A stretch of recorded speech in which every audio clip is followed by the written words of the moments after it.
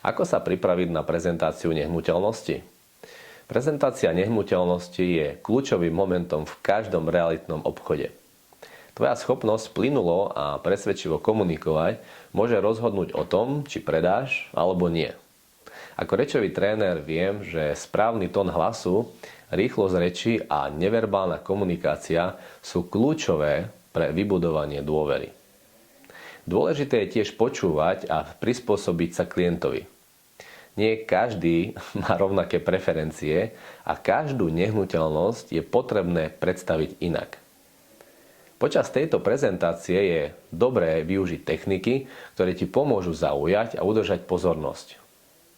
Keď je komunikácia jasná a zrozumiteľná, klient sa cíti pohodlne a dôveruje ti. Prezentácia sa nestáva len formálnym predajom, ale aj skutočným zážitkom pre daného klienta.